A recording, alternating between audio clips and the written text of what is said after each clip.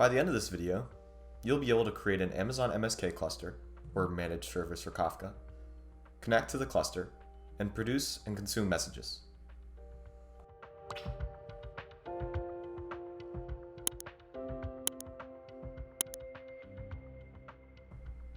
Hi, I'm Grant, and I'm a software engineer at Smoothstack.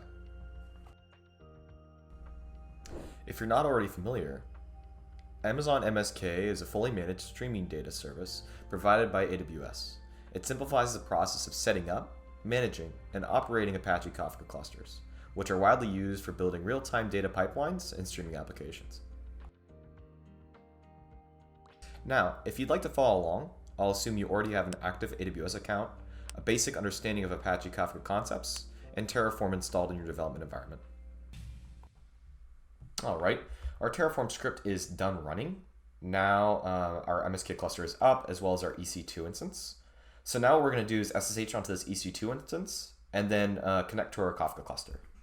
To do this, we can just navigate to our AWS console. Let me navigate to the home page real quick.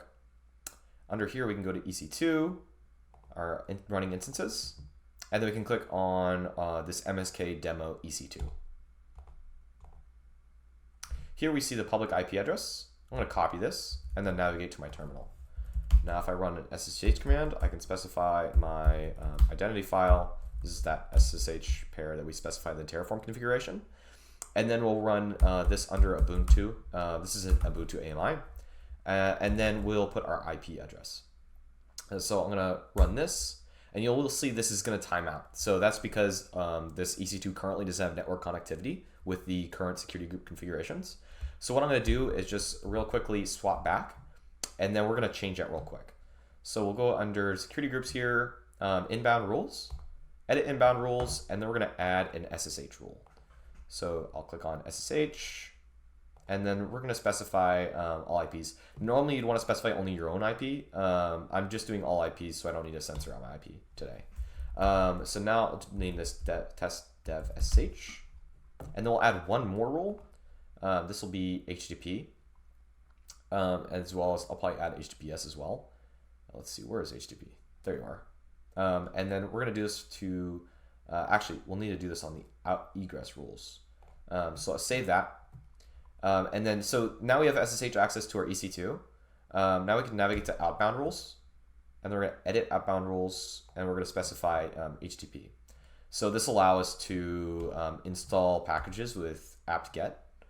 So I'll do this real quick, and then we're going to specify all IPs for this one, as well as we'll add HTTPS as well. Okay, so now our network connectivity is all set. If we navigate back to our terminal, we can run SSH again.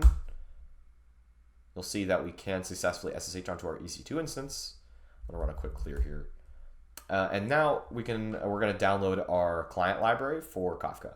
So to do this, I can show you real quick. This is Kafka Cat or KCat. This is like a CLI tool. It's a wrapper around the Liberty Kafka C client library for Kafka. And like this says, you can think of it as like a netcat for Kafka. So just kind of a command line tool for producing to and consuming from Kafka clusters. Now I'm going to navigate here, and you can see the install command. You can just install it with Debian systems with just apt-get. So I'm going to navigate back to our terminal here, and then I can run this apt-get install Kafka cat. Let's do this under sudo. Let's see. We'll want to run a sudo apt-get update real quick.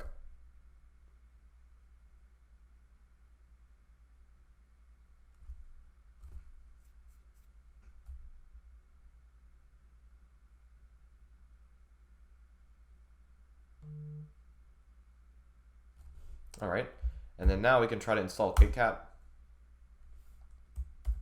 So specify yes, unpack all these files. And like I said, this is just kind of like a netcat tool for Kafka. So installing this, we'll just install basically some wrappers, which will let us use the Kafka protocol. So unlike some other like messaging queue systems or whatever, Kafka uses just like raw TCP. So no HTTP, or you can't curl this cluster. That's why we need to use something like Kafka Cat. So now that we've installed that, we can run Kafka Cat -v.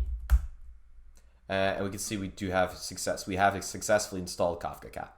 So now we're ready to consume and produce messages to our Kafka cluster.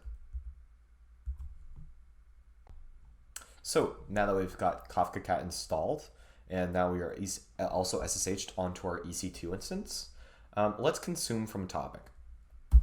So I'm going to run our Kafka Cat help command again. And you'll see here it lists out some example commands. Let's first list out some metadata. So to do this, we'll grab this. And then this does allow you to list metadata for a specific topic. For example, we'll just leave that out, and that'll list all the metadata. So we see there's just -L, -B. And then for this -B, we're going to grab the bootstrap endpoint of our Kafka cluster. So to do that, let's bring up our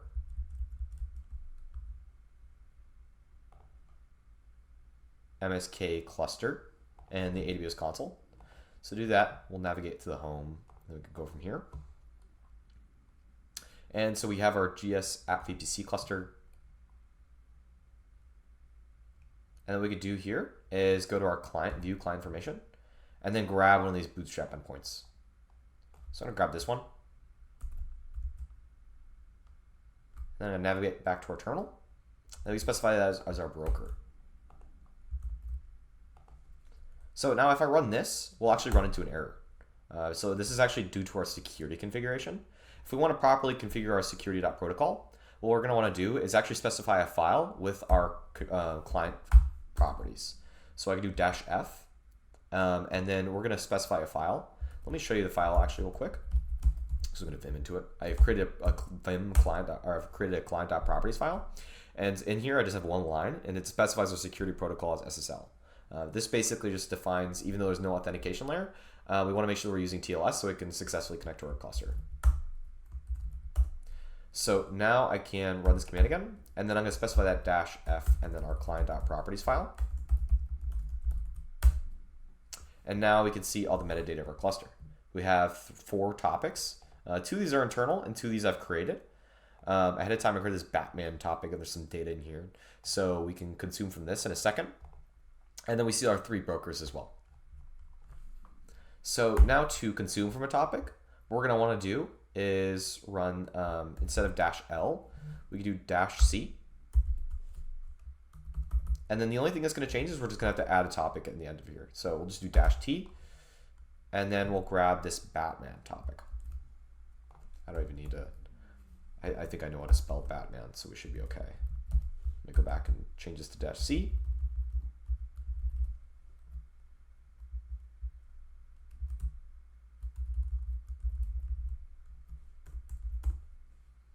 And you can see we have consumed from this topic. So that's how you consume from a Kafka topic in MSK.